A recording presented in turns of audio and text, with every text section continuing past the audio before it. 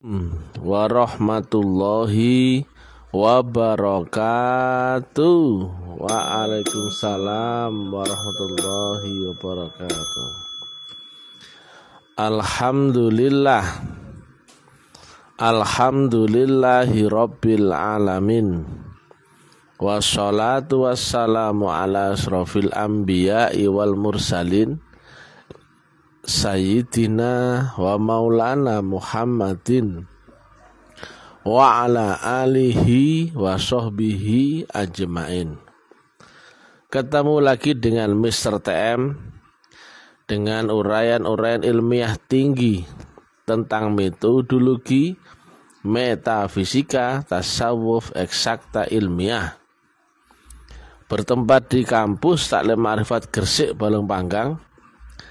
Judul yang kita angkat kali ini adalah pentingnya rukun Islam yang saat ini hilang menjadi sebatas hanya bacaan dan hafalan saja. Rukun secara harfiahnya adalah pondasi, soko guru, ya, tiang dasar, yang artinya jika pondasinya ini nggak kuat atau nggak settle, maka seluruh bangunan yang di atasnya pasti akan runtuh. Loh, jelas ya. Rukun berarti syarat dasar kita akan membangun sebuah bangunan, dan juga syarat rukun, ya, agar bangunannya biar dibangun sampai setinggi apapun, jika rukunnya kuat, maka bangunan di atasnya pun tetap bisa terjaga walaupun setinggi berapapun tingginya, ya. Berarti rukun ini adalah sesuatu rukun syarat dasar, ya, agar kita membentuk bangunan, atau dengan kata lain kias, ya, dengan pengetahuan, pengalaman, kemudian disiplin ilmu baik syariat, tarekat, hakikat atau makrifat.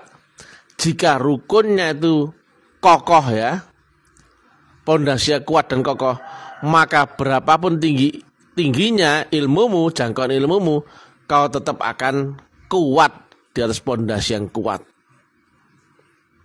Nah, masalahnya sekarang, ya, rukun Islam hanya sekedar bacaan dan juga sekedar hafalan. Ayo, kamu tahu rukun Islam itu apa aja, yo? Ya. Syahadat, sholat, zakat, puasa, haji, tepuk tangan. Nah, gitu sekarang, ya. Padahal ini luar biasa, ya. Kau di dimensi dunia, di alam akal yang serba relatif terbatas manusiawimu, ya, dengan panca inderamu, Tuhanmu di ars loh.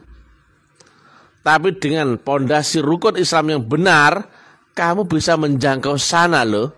Loh, kok bisa, Mister? Bisa, nanti saya terangkan. Itulah beda dengan rukun iman, ya. Rukun Islam adalah dimensimu yang sekarang beserta dengan gurumu naik sampai ke hadirat Allah Ta'ala. Nah, berbeda dengan rukun iman, beserta dengan Allah Ta'ala, kamu diajari awal keberadaanmu, ya. Makanya iman kepada Allah dan seterusnya sampai terakhirnya adalah iman kepada qadha dan qadar. Kamu di sini kenapa? Kamu dikasih tahu sama Tuhanmu. Jadi rukun Islam itu untuk menjangkau ke atas, ya, sampai ke hadirat Allah Ta'ala, ya. Dan rukun iman beserta Allah Ta'ala, kau diberitahu seluruhnya, ya, akan asal muasalmu dan qadha dan qadarmu. Loh, sedemikian dahsyatnya loh. Makanya, ya, di rukun Islam, ya, syahadat, sholat, zakat, puasa dan haji. Tapi orang kan tahu cuman itu saja, ya, syahadat ya itu, sholat ya itu. Kalau itu tidak settle, ya, tidak kau pahami jasmani dan rohaninya, ya, dan juga rukun syaratnya, kau cuman korban prank. Kau sudah syahadat, sholat, zakat, puasa, haji, ternyata masih kafir. Karena apa? Enggak settle. Nah, sekarang ini lagi viral ya di publik ya. Saya mengkritisi ulama-ulama dunia. Ulama, kiai, gus, ustadz, habib, buya, mursyid. Kok enggak satu pun ya yang mempraktekkan syahadat sebagaimana ucapan bunyinya. Ucapan bunyinya itu bersaksi loh. Tapi kok prakteknya mengucapkan loh. Enggak ada satupun ulama yang berani menjelaskan di publik. Loh, ini ulama cap apa coba ya? Satu pun enggak ada. Ini baru rukun Islam yang pertama, yang dasar loh, enggak ngerti. Ibarat naik tangga ya, dari alam duniamu tadi seperti saya sampaikan ya, sampai kau mengenal Allah di ars ya. Itulah rukun Islam, pondasinya ya. Lah pondasi yang awal dasar aja gak ngerti kok. Nah makanya kami terangkan saat ini biar kamu tahu apa sih rukun itu ya. Jadi ya, rukun Islam yang pertama yang syahadat adalah harusnya kau ketemu dengan Allah yang wujud. Nggak ada yang menerang ini ya. Semua bilang sifat Allah wujud karena Allah itu ada. Bukan. Ada itu masih abstrak. Kalau wujud adalah ada yang bisa kamu lihat dengan panca inderamu loh. Jelas ya?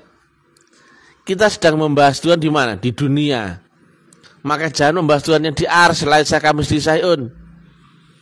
Yang di dunia pasti kena hukum undang-undang dunia di antara 5 panca indera ini. Dia menang sifatnya wujud. Yang wujud bisa kau lihat dong. Loh, jelas tak? Maka pertemuanmu dengan Allah yang di dunia adalah dengan kesaksian. Saya itu heran ya. Ada ulama-ulama besar sudah dipanggil buya, sudah dipanggil mursyid, sehingga Habib balas ke Indonesia nerangno. Benar dugaan saya ya. Memang zaman ini telah rusak. Islam telah rusak ya. Aku nggak percaya sama ulama-ulama seperti itu, nggak percaya belas. Bahkan sakti, jin paling pintar, iblis paling pintar, muridnya keramat-keramat tuh kalau iblis ya. Orang mau kaya tinggal ngepet jadi.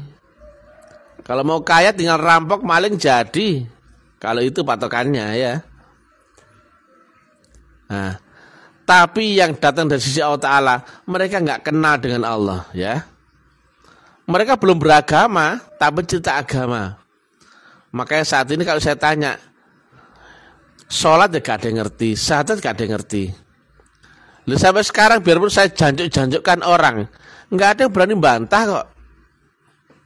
Karena otentiknya bunyi syahadat itu bersaksi, bukan mengucapkan. Berarti harus ada yang disaksikan dong. Tidak hanya sekedar berucap atau mengucapkan, itu namanya saksi palsu. Lah kamu sudah saksi palsu dengan sadar, di dunia ada pidana loh kamu. Ya, saksi palsu dengan sadar, dengan niat, itu pidana loh. Di dunia ada pidana. Apalagi saksi palsu di akhirat. Loh, kayak gini aja nalar masih kental kok terdogma orang-orang seperti itu. Karena apa? Kamu terpesona dengan alimnya, lemah lembut, fasih berarap-arapan, ahli ibadah. Oh aku enggak, biasa saja. Tapi satset ya, yang bisa menerangkan makrifat sekarang ini kayaknya hanya Mr. TM ya, secara teknikal, teknologi ya, ilmiah ya. Lainnya cuma hayalan semua ya. Ada yang ngaji-ngaji tauhid, yang remeng-remeng tiap malam sampai pagi, apa itu juga ya. Ditanya caranya ilmiah, nggak ada ilmiah ya. Semuanya khayalan ya. Semuanya pegangan kitab ya. Jadi syahadat itu pertemuanmu dengan Allah yang wujud yang di dunia. Nah, syahadat itu bersambung ya. Asyhadu alla ilaha illallah wa asyhadu anna Muhammad Rasulullah. Kau bersaksi lewat utusannya Nabi Muhammad, tapi yang di zaman ini. Nah ini dia. kekeliruan ulama-ulamanya mengira sudah nggak ada lagi Rasul. Karena nggak ketemu siapa orangnya. Ayatnya ada. Al-Hujurat ayat 7. At-Taubah 128. Ali Imran 64. Dan banyak lagi ya. Tapi mereka nggak ketemu. Ini kan Quran bacaan. Diterangkan di antara kaum ada Rasul. Harusnya kan kau cari. Oh itu Rasulnya lah, gitu loh. Kalau kamu hanya membaca tok, kamu nggak mencari, nggak akan ketemu. Oh, di Quran ini ada menang akhirat. Oh, begini. Kalau kamu nggak cari caranya, ya nggak akan ketemu. Oh, di Quran menerangkan sholat mi'raj. Kamu nggak cari, kamu hanya membaca, nggak akan ketemu. Jadi apa yang di dalam Quran yang mushaf itu nggak mungkin bisa kau praktekkan kalau tidak lewat metodologi. Nah, metodologi itu bermula dari pertemuanmu dengan utusan yang membawa wasilah. Nah, parahnya kan ulamanya nggak mengakui wasilah, nggak mengakui Rasul. Adanya wasilah berarti pasti ada Rasul. Wasilah sekarang ke kuburan-kuburan. Ila Syekh Abdul Qadir Jailani Fatihah. Kenal sama Syekh Abdul Qadir Jailani. Mengakui Syekh Abdul Qadir Jailani ya, tapi nggak mengakui Rasul zaman ini. Kan goblok. Ukurannya ada loh. Kita nggak membahas yang tinggi-tinggi, yang paling rendah saja loh, nggak ngerti kok. Syahadat itu syarat dasar orang masuk Islam, syahadat. Iku lo belum ngerti orang. Prakteknya gak ngerti, gak ketemu imam atau Rasul ya di zamanmu sendiri yang kau saksikan, yang dia adalah utusan Allah, mewakili Allah di dunia, makanya dia wujud. Wujudnya apa? Manusia loh. Lah jelas ah.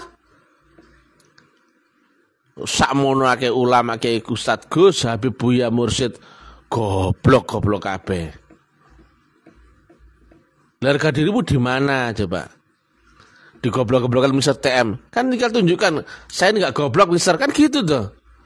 Metu loh tentang syahadat itu bersaksi apa mengucapkan gitu loh. Ini kalau kamu enggak metungul, kalau kamu enggak keluar, orang banyak akan menilaimu loh ya, menilai kalian loh. Berarti memang kalian itu goblok. Enggak tahu Islam, apalagi iman, apalagi ihsan. Iman Islam juga ngerti ya, tahu cerita agama. Ayo keluar loh ya. Yang bersyahadat itu bersaksi apa mengucapkan ya. Allah yang kau saksikan itu Allah yang wujud atau Allah yang ada. Aduh. Menjelaskan cara praktek nggak bisa dengan teori. Ayo praktekkan kamu minum air putih. Prakteknya gini prakteknya. Nah. Jangan menjelaskan dengan teori, nggak bisa. Harus real ya. Apa yang kau saksikan dalam syahadatmu loh? Ngono loh. Ketika sholat, apa yang kau ingat dalam sholatmu? Jelas jawabannya ada. Jawabannya kok dengan teori. Berarti kamu korban teori ya. Itu baru syahadat. Ternyata ya, banyak ya. Mereka yang ulama, kiai, Ustadz Gus, Habib, Mursyid, Buya gak ngerti. Tetap kami akan odol. Biar semua orang tahu mereka betul-betul goblok. Biar orang tahu ya. Logisnya biar orang-orang akhirnya apa? Ngerti. Oh selama ini didogma. Oh selama ini enggak diajari nalar ilmiah ya. Cuman dicekoi ya. Awalnya misalnya emang dianggap sesat ya. Kafir ya. Aneh. Bajingan. Tapi lama-lama fansnya banyak ini ya. Sudah 16.300 ini sekarang follower FB saya. Dan terus bertambah. Karena lama-lama otaknya orang ini akan pecah ya. Nalarnya. Dulu kan dianggapnya mereka yang benar ya. Ulama-ulama goblok-goblok itu yang benar. Sekarang logika saja. Jika misalnya meninggal ilmiah, pasti sudah tangkap polisi itu. Satu ya. Jika misalnya ini salah, gampang toh. Akan dibentur oleh ulama-ulama dunia. Gampang toh. Lho sampai sekarang lho tak goblok-goblok lho, gak iso bantah. Berarti mereka memang goblok gitu ya. Nah, itu dia ya. Itu baru syahadat ya, mereka gak ngerti ya. Jadi syahadat bersaksi ya, bukan mengucapkan. Lanjutannya sholat. Nah sholat apalagi, gak bakal ngerti sholat. Apa sih sholat? Isinya sholat harus dengan ingat. Ingat atau menyambungkan ya, agar tersambung dirimu yang di dunia dengan Allah yang di ars. Nyambungnya lewat mana? Gak harus ngeru. Cerita tentang teori tentang apa? Kitab, dalil. Saya bilang ya, nyambungnya lewat gelombang wasilah. Itu tekniknya adalah dengan menyamakan frekuensi dan gelombang. Nah kalau kamu nggak tahu ya pembawa gelombangnya, kamu nggak tahu gelombangnya. Ketemu dulu pembawa gelombangnya, makanya itu syahadat. Dulu ketemu, dulu. Baru ada teknik menyamakan frekuensi dan gelombang. Dengan gelombang Allah yang dibawa oleh orang itu ya. Orang itu membawa nur Allah, kalimatullah. Ya, nurun ala nur ya. Membawa wasilah Allah. Maka gampang selanjutnya kau berkiblat akan Allah lewat orang itu, tapi ada teknik menyamakan frekuensi dan gelombang dengan gelombangnya orang itu. Lewat saluran frekuensi yang sama. Salat itu ya. Nah, iya. Inni wajjahtu wajhiya lilladzi fataros samawati wal ard. Nabi aja salat beserta Rasulullah kok. Makanya syahadatnya wasyhadu anna Muhammadar Rasulullah loh. Nabi aja beserta dengan wasilah kok. Nah sekarang salat sendiri-sendiri ya. Ditanya, kau menyembah siapa dalam salatmu? Allah. Apa yang kau ingat dalam salatmu? Allah katanya. Pertanyaan satu lagi, apanya Allah yang kau ingat? Udah kelemun ya, ternyata ngakunya Allah, ngaku disembah yang diingat Allah, tapi yang muncul adalah gambaran angan-anganmu, produksi khayalanmu sendiri. Masya Allah rupanya kompor, rupanya jemuran, pacar, utang, pekerjaan, debt collector. Ya apa enggak? Jujur loh. Saat ini enggak perlu orang pinter ya. Orang jujur luar biasa. Enggak perlu ngedabrus tinggi-tinggi ngomong agama. Jujur jos wis. Enggak mungkin kamu bisa sholat jika tidak kenal syahadatmu. Jika enggak settle syahadatmu, enggak mungkin bisa sholat. Kenapa? Mengingat pasti ada kaitan dengan 5 panca inderamu dulu, baru bisa kau ingat.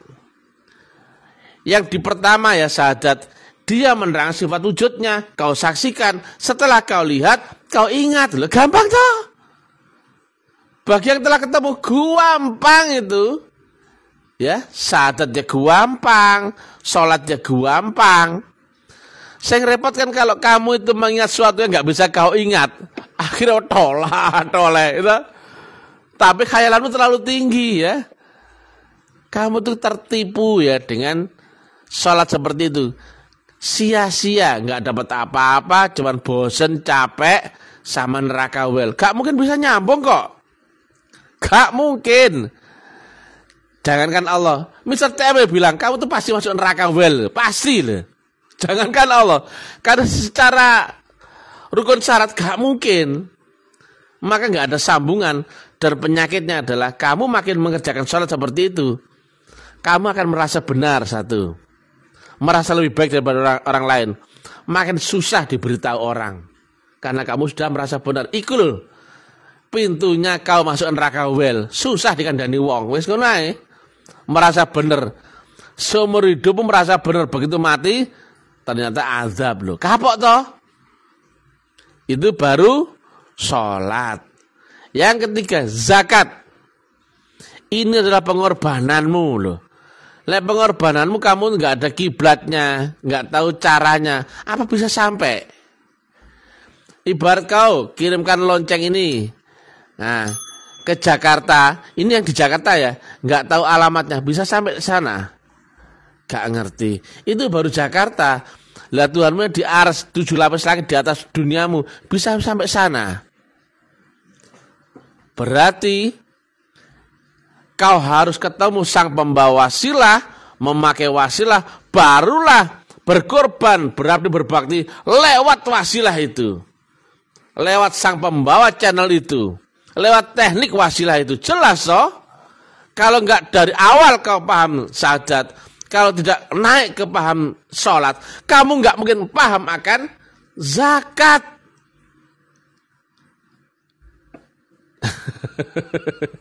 Aduh, ulama-ulamanya tolol-tolol semua ya. Lu itu di kandangmu, masa harga dirimu nggak marah? Di goblok-goblokan Mr. TM ya. Itu baru zakat ya. Puasa, kontrol diri loh. Nanjakmu itu pasti akan ketemu dengan berbagai macam ujian, rintangan. Karena iblis pasti akan berusaha menjatuhkanmu dari jalan ini. Luar biasa. Tetap ya, tetap dengan tadi. Harus dengan pijakan syahadat, sholat, zakat. Berkorban itu nggak gampang loh ya.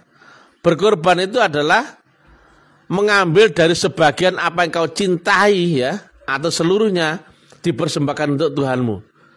Setelah itu kau akan goyang. Berkorban itu bukan saat kamu mampu. Gampang kalau berkorban saat mampu, gampang.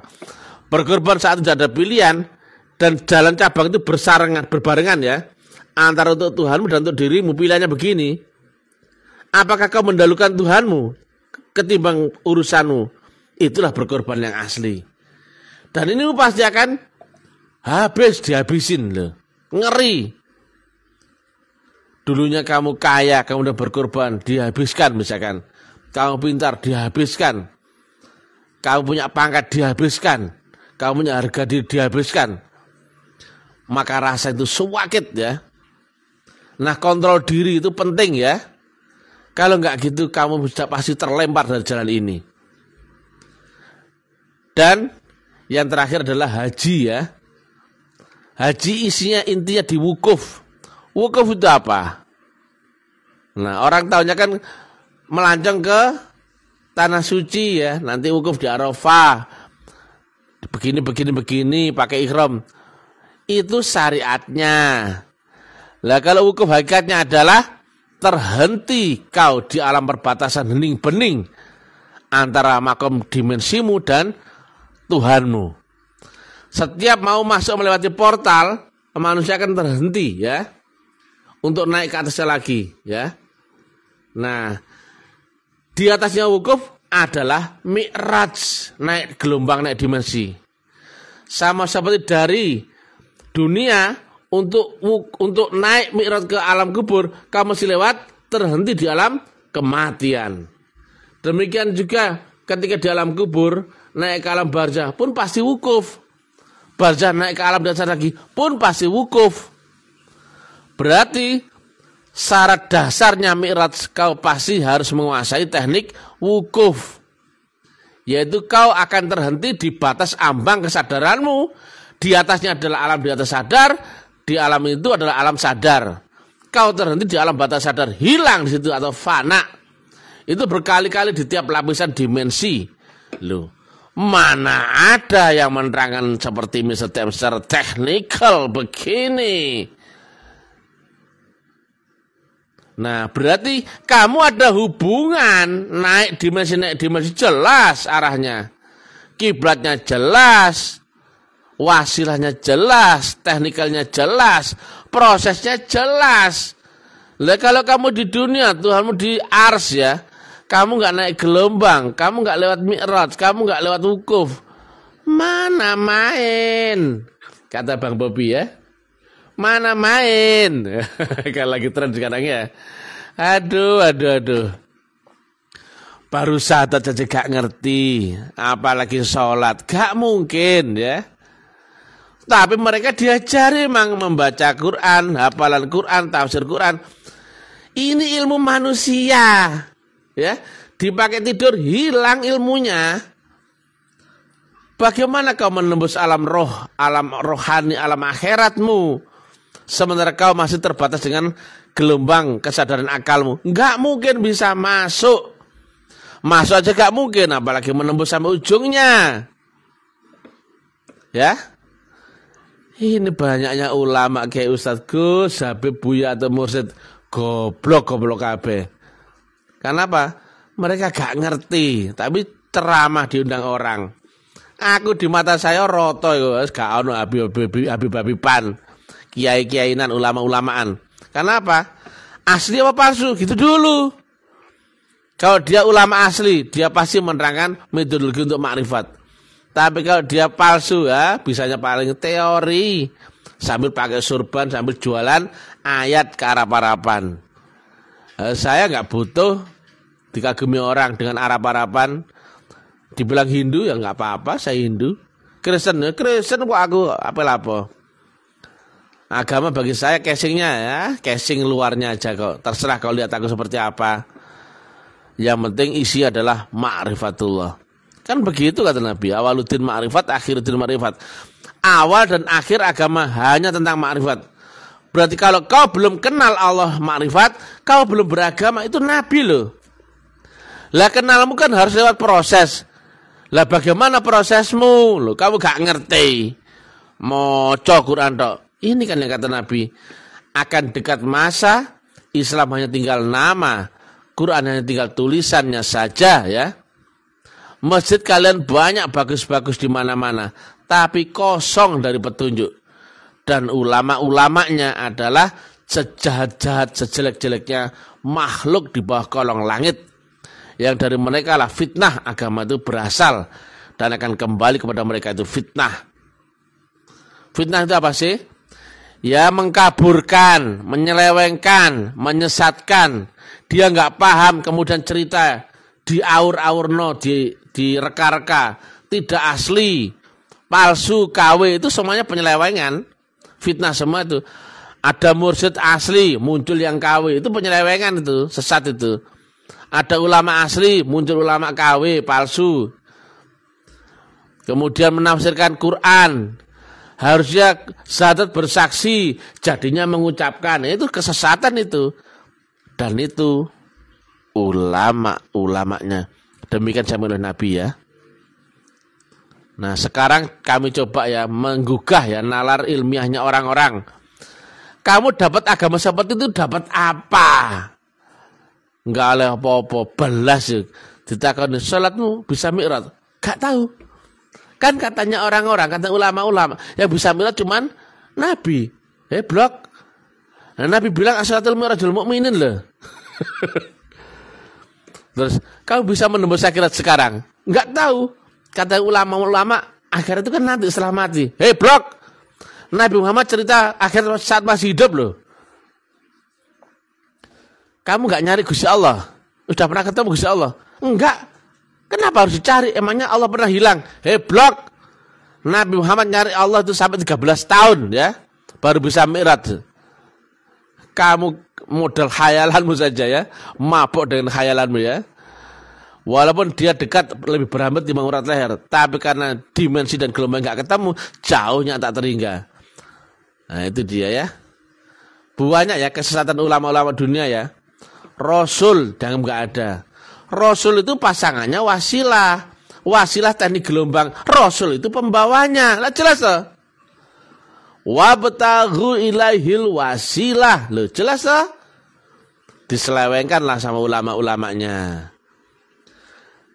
Carilah jalan wasilah untuk mendekatkan diri ke hadirat Allah Ta'ala. Loh. Berarti mendekatkan diri ke hadirat Allah Ta'ala wajib lewat jalan wasilah. Dan itu harus kau cari. Kalau nggak ketemu itu, kau nggak bisa mendekatkan diri munajat. Jelas ah? Ini Quran yang dibaca, prakteknya nggak nyambung. Gelombangnya nggak nyambung. Akhirnya ini sudah jadi makanan empuk ahli kitab ya. Jualan ayat, ya sudah, kenapa? Dia dianggap spesialisasi dalil, ya sudah dia jualan dalil, ya kesana kemari, klonteng, dalil, ayat, ayo, ya gitu. Prakteknya gak nyambung, nggak ngerti. Nah, kalau saya STM teorinya sangat ilmiah ya, metodologi yang waris dan sistemnya mutlak. Ini sistemik ya, nggak bisa dibohongin orang ya. Ilmiah tinggi ya. Karena seorang pelaku yang sekarang pasti dia menceritakan existing zaman sekarang, bukan zaman lalu ya. Sedang di dalam Quran itu isinya kias ya. Berarti kalau dia menceritakan berdasarkan kias, dia bukan pelaku. Dia pasti korban bacaan kitab. Tapi kalau dia menceritakan live dari pengalaman sendiri dengan ilmiah sudut pandang sekarang, dia pasti seorang pelaku. Dia bukan nyontek, ngerpek akan kitab ya.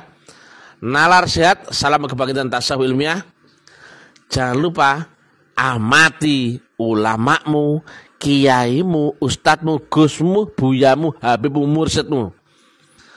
Apakah dia beneran ahli makrifat atau cuman ahli nyocot saja ya? Tanya bagaimana caranya mi'raj. Tanya bagaimana menembus akhirat. Tanya siapakah Rasul zaman ini. Tanya apa yang disaksikan dalam syahadat. Tanya di manakah siratal mustaqim. Tanya di manakah sifat wujudnya Allah di dunia. Kalau kau nggak ketemu jawabannya, silakan datang ke Ta'lim Ma'rifat, tapi bayar ya, sambil ngemis. Wassalamualaikum warahmatullahi wabarakatuh.